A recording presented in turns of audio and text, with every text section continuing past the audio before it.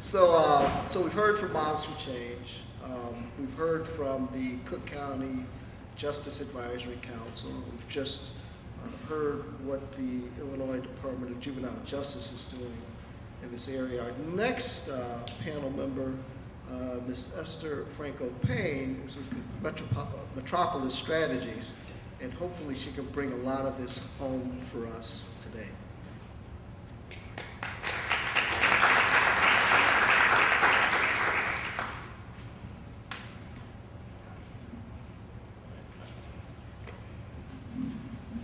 I just want to say thanks to Malik and the Illinois African American Coalition for Prevention for having us here today. I've long time supported the coalition and was actually at the last meeting and made one comment, and Malik was like, well, you just need to come back and present and talk about all of this. And I was like, I was really just making one comment. So I'm glad to be here today and glad to be speaking to all of you, and I'm very glad to have my esteemed panel members here to join us. The goal was to have introduced to you what the system looks like from a whole as we look at the 10,000 feet, as Lisa said, look at what's happening at the local level here in Cook County around detention, and then to also look at what happens at the state level. And so I'm going to be speaking on the very back end as to what happens in parole and youth coming back to communities. Of course, what we've done with the Illinois Juvenile Justice Commission through our Youth Reentry Improvement Report was released last year in 2011, and as Director mentioned, there have been a lot of updates and a lot of progress as to the work that has been done. But I do want to present the information so that you still have the context, because as he mentioned, there are still a great number of youth around the state that are involved in the parole system. And as we make those changes, there are things that we need to take into consideration as a community, as well as how we operate in our policies and practices. Okay. As Director mentioned, there are about 1,500 youth who are on juvenile parole or aftercare statewide. As the Department of Juvenile Justice population has continued to decline, we know that the number of youth, you can't hear me? We can't see that. Oh, you can't see. We're actually seeing a lot, so we can see that. Okay, they're gonna work on that. I'm sorry, I assumed you could see since I'm closer.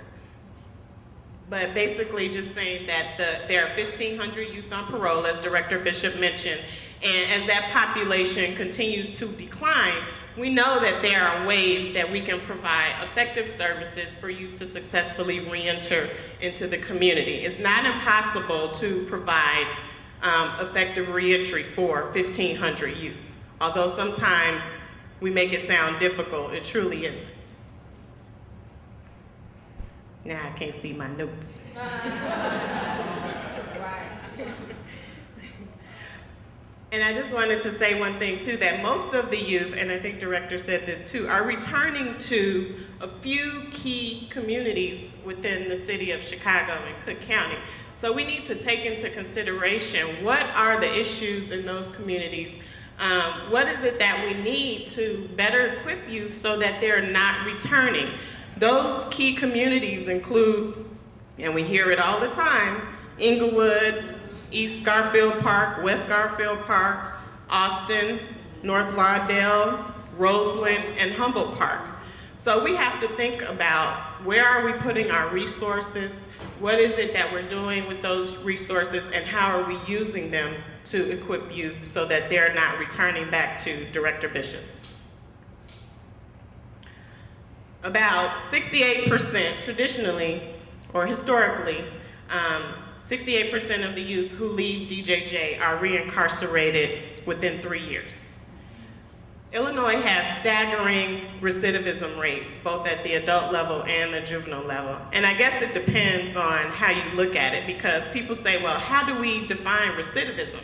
Is it another arrest? Is it coming back before the judge? Is it going back into the detention center? Is it going back to DJJ? So there are different types of recidivism that you can look at. But for this purpose, we looked at those going right back into the Department of Juvenile Justice.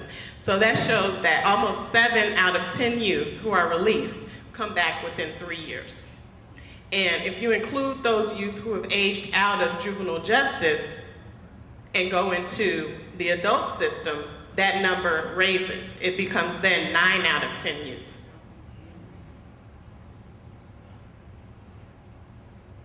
Oh, am I doing this right? Okay. Oh, we got graphics, sorry. So the Illinois Juvenile Justice Commission, and I won't go through this, we're a state advisory group, statewide. There's 25 commissioners. We were appointed by the governor, and we are federally mandated by the Office of Juvenile Justice and Delinquency Prevention at the federal level to administer federal dollars and to advise the governor, the General Assembly, and the world of Illinois on all things juvenile justice. A couple of years ago, the commission was mandated to do this study called the Youth Reentry Improvement Study. One, as a way to support what's happening in Aftercare, but two, as a way to really educate our state and the community and our General Assembly on what is really happening in the parole system and how it affects youth. So we had to go back, take a look at the data so that we could show the General Assembly that this is what's happening to our young people. And if you don't support change through legislation, through funding, or whatever, so that we can create the aftercare system that Director Bishop is talking about, the impact on youth will continue to be a negative one where youth are cycling in and out of the system. So we did all of these interviews and had all of these discussions. We analyzed 400 paper files. And when Director Bishop says that the data system is like that of an Atari system, I would concur with that. Most of the filing is kept in paper. And when you have youth that cycle in and out the system and come with other files from Cook County or other places throughout the state, when they are incomplete or whatever. Remember, he said that these youth have been in several systems before they hit DJJ. It's a huge feat to go through all those files. You can see files that are this thick, if you will. Aside from the file review, we sat in on 230 prisoner review board hearings. And so the Prisoner Review Board is the entity within our state that conducts the hearings for parole release. So that they operate at both the adult level and the juvenile level.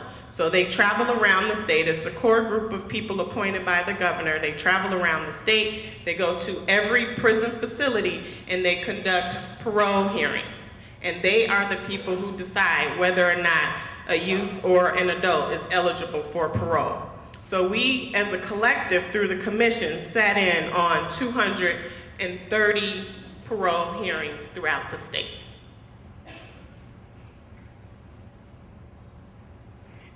And that's the cover of the report, which can actually be found on our website through DHS and or our new website address, which was just went live on Tuesday, is ijjc.illinois.gov. So how the system works. In general, youth in the state of Illinois are tried as adults when they hit the age of 17. A couple of years ago, legislation was passed to bring 17-year-old misdemeanors back under juvenile jurisdiction. I'll talk a little bit more about that because we're making headway, and we also just recently released a report, just 2 days ago actually, on how to create a system that brings 17-year-old misdemeanors back into the system. But the goal of that, if focused on a rehabilitative system, is that the juvenile justice system, Director Bishop and his department, have the discretion and opportunity to make decisions about the length of time based on the rehabilitation that they offer for how long a youth serves. So for instance, if you are charged with petty crime, a determinate sentence on the adult side might be 2 to 5 years. I'm just using that as an example. But on the juvenile justice side, the department has the discretion to say how long the young person has to serve. And so I think that our typical length of stay within facility director is between 9 to 12 months? 6 to 9 months. So rather than having a young person serve a full 2 years or a full 5 years and wait to be eligible for parole release, the director and his department get to make those decisions based on the rehabilitation of that youth. And so, as he just stated, typically their length of stay within the department is an average 6 to 9 months. Okay. So that is a good thing in a lot of respects. On the parole side, juveniles also have the indeterminate parole time. So for adults, again, there might be a set parole time. They might serve 2 years in prison and just have a year's parole time. Whereas juveniles, the set term is until 21. But the department, again, does have some discretion based on the rehabilitative process of the youth to have youth only serve a limited amount of time and not up until the age of 21. But we want to change that here in Illinois, so I'll keep talking. These are the current facilities, so you can see where they are in proportion to the state. As Director mentioned, 2 facilities have been removed off of this map, so I'm very excited about that. There was Joliet up by Chicago, and there was Murfreesboro, which is located down here in between Pierre Marquette and Harrisburg. Okay, so as I mentioned before, youth are released by the PRB. They stay on parole until age 21. And as Director said, this could mean being under parole supervision for up to 8 years. Now, Juliana did a great little icebreaker with you and asked you, had you ever done anything wrong? And lots of people said yes. If I, as a youth, went into the juvenile justice system at 14, 15, and stayed in under parole until I was 21, do you think, and even in your own experience, that you would have gone back to the Department of Juvenile Justice? Definitely, right? So what we're saying here is that this amount of time to have a set determinate age as to when youth have to be on parole is way too long, because this is what gets young people caught up in the juvenile justice system and creates that cycle where they are repeatedly going in. If you see the numbers, 68% of youth are cycling through the juvenile justice system. They'll be reincarcerated within 3 years. So if I'm 14, I went in and served, my 6 to 9 months and come out, statistics are gonna say that I might be back in by the time I'm 17. And that's not what we want to happen.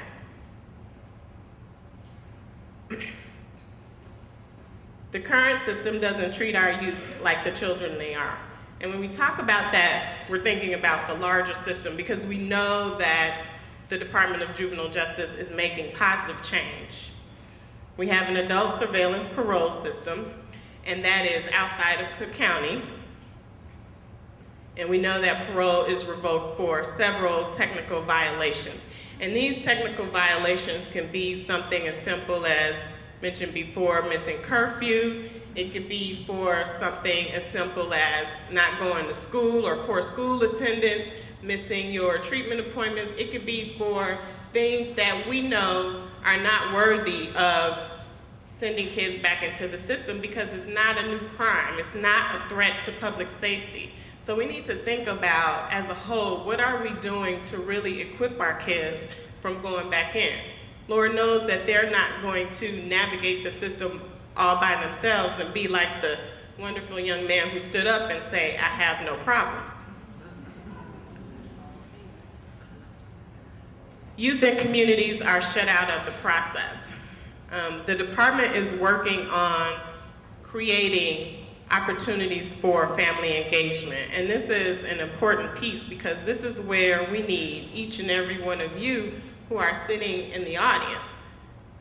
Whatever people might say about criminals in the juvenile justice system or in the adult system, whatever you might say or think, the truth about it is that they're coming back, and they're coming back to the communities where you live.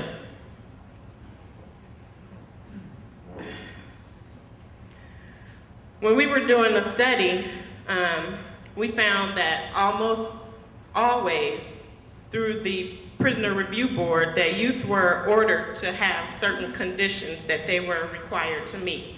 Go to substance abuse services, go to mental health services, go to school, find a mentor, go to church, don't associate with negative people, stay out of gangs. Like, these are written conditions. And if you're going back to communities where all of these things exist or not, your likelihood of association is very high, which then in turn creates the atmosphere for you to be revoked and sent back. But the staggering result is that we found through the parole system, which is unlike Aftercare, only 3% of the youth were linked to services. So only 3 out of 10 young people were actually linked to services. And this is a problem because we then revoke the kids and we expect them to go out and be linked to services, I don't know, either through osmosis or miraculously. I don't know what the thought process is behind that. One, when communities are suffering without services that they need to provide to youth. And 2, when youth can navigate that system on their own. So that's our little graphic there. 3 kids linked to services.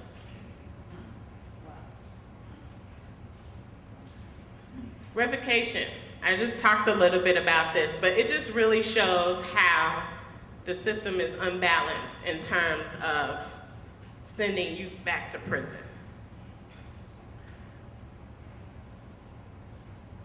And prison time, as we mentioned before, and it's no big mystery, is a severe consequence for something that we all know we've done. Everybody in here has either missed class, skipped class, cut class, didn't go to school for a day or 2, hung out at the mall with your friends, you know, stole some gummy bears or whatever. But the fact of the matter is, if young people in the juvenile justice system are caught up in this cycle, you know, and engage in certain behaviors which are normative for some young people, they end up back in the system. They end up in prison.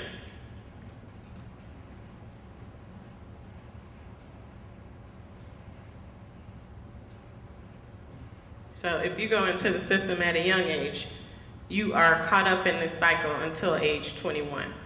Director Bishop stated that the average age for those in the juvenile justice system is 17 years and 1 month.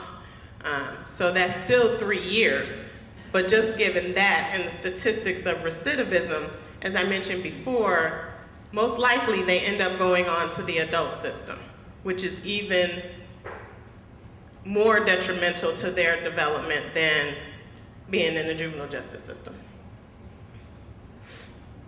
The other thing that we found when going through the data and looking at the operations of the parole system and the Prisoner Review Board and parole as a whole was that young people have nobody on their side. When they are revoked for technical violations, oftentimes only 1% have an attorney. So they get revoked for curfew and they have nobody there to advocate for them. How many people here have kids? Would you consider yourself your child's greatest advocate? Yes. And if you are not, I'm hoping that you would hope that there is an advocate out there for your child. However, these young people stand before the Prisoner Review Board during revocation and there's no one there on their side. So if you close your eyes and imagine standing before a panel of people who have the power to make a decision about your life, think about how that might make you feel. Think about whether or not that hardens your heart or your spirit. Think about it. This is what the young people face every day. Only 14% have a family member present. And that's not always by choice. Most of the times, or a lot of times, it's due to the vicinity or due to other issues that families might have. If they take off work, they're gonna get fired. They don't have anybody to watch their other children. They don't have transportation. They don't have the means to support their children. Think about how that family feels if they are to be their child's greatest advocate and they can't.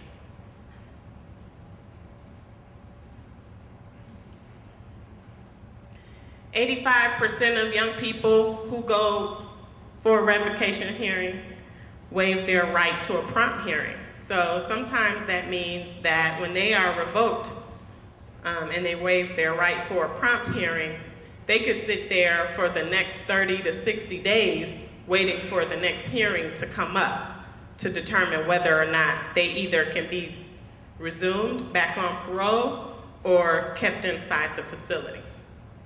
30 to 60 days, you're sitting there waiting as to whether or not you could go back home.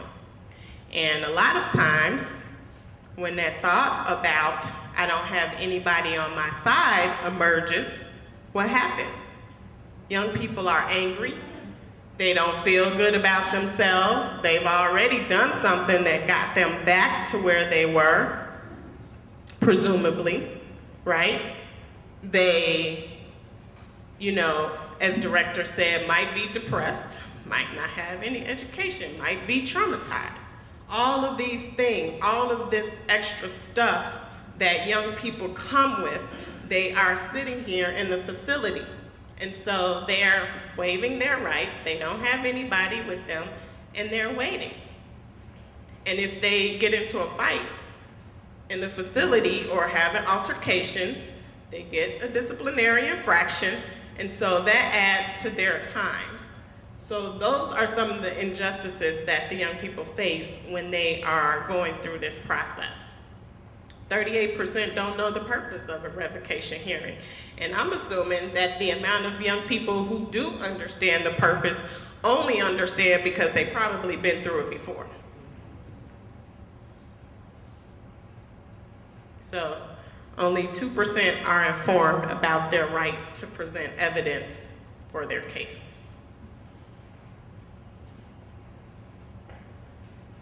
As Director Bishop mentioned, there is a lot of progress going on within the Department of Juvenile Justice, things that we here are very passionate about, things that we support the department on. There have been great collaborations, and so we just want to ensure that the world of Illinois and our individual communities understand and care about what's happening to young people in the system. And so we want you as a community to stand behind the rollout of statewide aftercare so that parole practices for young people are no more. We want to have a juvenile-only caseload to respond to youth. We want to be able to ensure that there is an effective release plan that sets out the goals for young people so that they truly are being rehabilitated. We want to work with families to get them involved and to get young people on the right path and to help them make safe and seamless transitions back into their communities. Director Bishop mentioned graduated sanctions, and graduated sanctions are a set of responses that an aftercare worker would utilize in place of returning a youth back to DJJ. So when a young person misses a curfew, he doesn't have to go back to prison. A graduated sanction would provide a different response, a different strategy, and a different opportunity to get that young person back on track in the community instead of coming back to DJJ. So we want to have appropriate responses. Instead of remaining on parole until 21, we are advocating, the community is advocating that young people have a set limit for parole. A year maybe. Does that make sense? 2 years. Less than 8. 8, I got my master's, my bachelor's, you know.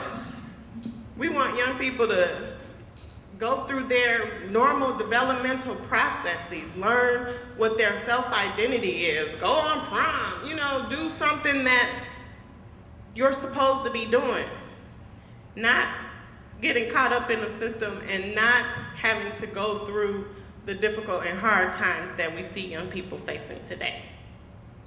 We want to have lawyers or representation at parole revocation hearings so that young people don't stand alone when their lives are being decided as to whether or not they come back into the system.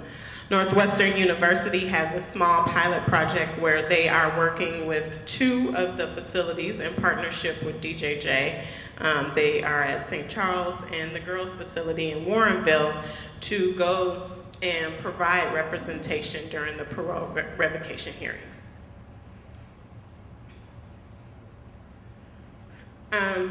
And then the last thing we want is that there are effective community-based services. And so the Juvenile Justice Commission, as part of the work that we do, has decided to take some of those reentry dollars and partner with the Department of Juvenile Justice along with community services to provide an effective response so that when young people come into community, they are receiving the services that they need. We're doing this on a small pilot basis right now, but our hope, as Lisa said earlier, is that we capture some of the best practice models to be able to replicate these things throughout the state. Access to behavioral health treatment, educational support and advocacy, structured pro-social activities, crisis intervention, respite housing. It's not rocket science. These are things that we need for our young people. And as Juliana mentioned earlier, you know, taking the perspective as to whether or not that is a your child response. What do you want for your child? These are the things that we want for these children.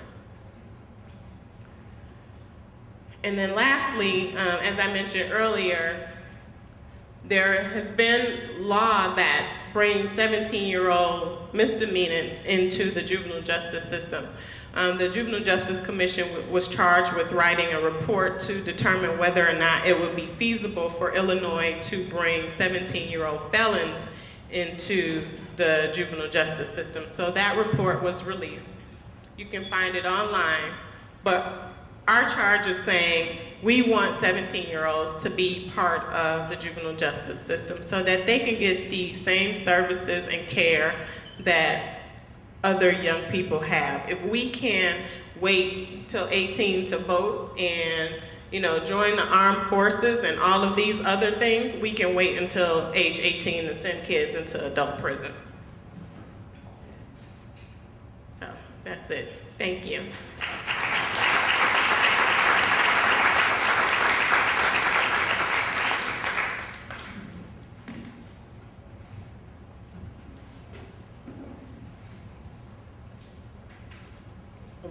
I want to thank the panel again, each of the panelists, for the fine presentations that they've done to help us better understand the juvenile justice system here in Illinois. What we'd like to do is, as we do with all of our quarterly meetings, is really open up the floor to give you an opportunity to ask some questions. I do want to take the privilege, though, of, if you will bear with me, asking the first question.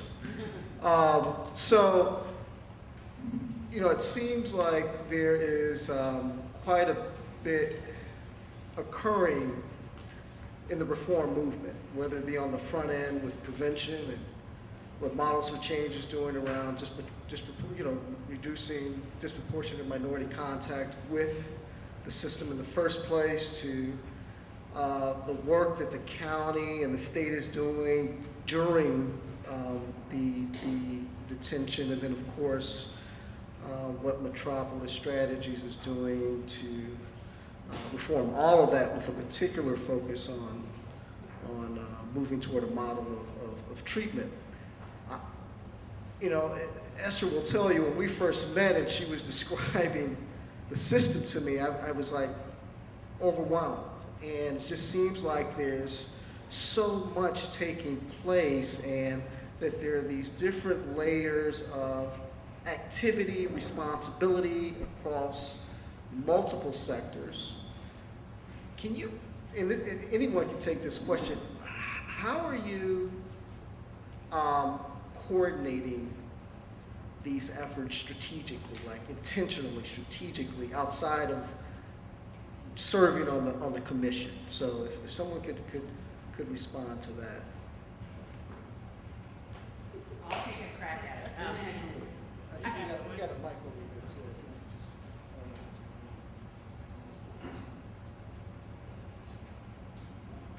I think that's a really good question. And I'll start with the observation that you're exactly right. There's a lot going on, and there are a lot of moving pieces in the juvenile justice system. We have 102 counties. Each has a sheriff's office. I don't even know how many hundred municipalities we have with police forces. You know, when you think about what the juvenile justice system is, from first law enforcement contact all the way to the so-called deep end of the system that Director Bishop represents, it's huge, confusing, complicated, and uncoordinated. Other states have some different structures that allow more centralization and coordination. There are pros and cons to that. We don't have it. What that means is we have to work to create structures that bring us together to look at these issues. And so a lot of the work that you've talked about and heard about here today is to do just that. The Juvenile Justice Commission and the Criminal Justice Information Authority are formal governmental, quasi-governmental in the case of the commission. We're formal entities. Our jobs are to understand and do this work. So that's one way, shoring them up, making sure they're functional. The Juvenile Leadership Council that's being created, that Director Bishop co-chairs with 2 Supreme Court justices, is another attempt through Models for Change, and we've got people here who are involved in that, to not let us forget our focus on juvenile justice, to bring us back together and to look at these issues. And then I think one of the other things, and we're kind of at this stage in reform, is, so there's lots of good ideas, there are a lot of good intentions, there are a lot of good practices building. We have to embed those into law so that it doesn't change when Director Bishop goes on, to the next big challenge in his life, when the governor changes or a state's attorney changes, whatever. He's not going anywhere soon, I hope. We have to put, the things that Esther was talking about in the slide, many of those things need to be addressed by law so that we don't backslide. That's just sort of a taste. And then we've got county level and local level policies too. I think now is the time, we know more, we have more partnerships, we've got to really make what I call systemic change that lasts regardless of crises in the media, that lasts regardless of who's in positions of power. Anybody else want to respond to that? Basically, just to echo, but I think it's important, this forum is one of those pieces. And these type of forums and all of these various community-based providers that are working with these families, one big thing that the Department of Juvenile Justice, along with all the other entities that Lisa and also Esther acknowledged, is the need to share data and the need to make sure that our systems are communicating with one another. As we sit here today, we have folk in leadership positions in the various state agencies and the various commissions that are on one accord. As a matter of fact, as you listen to each of our presentations, you heard a lot of the same type of language and the same type of information. That's because over the past couple of years, we have been coming together on a regular basis. We have been agreeing on missions, same missions. We've been agreeing on strategies and efforts, but it's very important that we don't work in isolation of the community, because the community-based support, and let me just say this here, this is not to negate families, because oftentimes we talk about building community capacity, but we put families on the pay no mind list. Families have to be part of that because they are community-based resources. And so these type of forums and the things that we're doing as state agencies and county agencies are critical to us bringing some synergy to what we're trying to do. I was just going to say exactly what Director Bishop will say, so I'll piggyback. I think one thing is about the message and the language. which is why we wanted to bring sort of a public awareness forum to you to understand the system, so that if we're speaking this language at the state, city, and county level, you can also be speaking the same language in the community. One, we need community-based alternatives. That's not hard language. We need alternatives to incarceration. So we want you to go out there and say that. Two, we want you to go out there and say that young people are important. And that's all that we're trying to say, is that young people are important and that they matter. And three, that community is part of the process. So we don't want to operate in isolation of the community, and we don't want the community to think that they should operate in isolation of the system. Because regardless of what you think or believe, the system will move forward without the community. And I'm sure people know that. So we want to continue to work in collaboration and develop partnerships, and I would encourage that at the community level that you're developing those partnerships too. So whatever few takeaways that you have from today, go out there and pass it on. We know that it costs more to incarcerate a young person than it does to educate them. That's an easy message. Whatever your propaganda is or the community awareness that you provide, you can carry those messages. Lastly, I'll just say that there is money on the street right now. In terms of everything that's going on around community violence, there's been a response, a monetary response. So the city has released an RFP and the county has released an RFP. Apply. Apply and enhance your services. Scale up if you can. Try to bring more people, more young people back into community.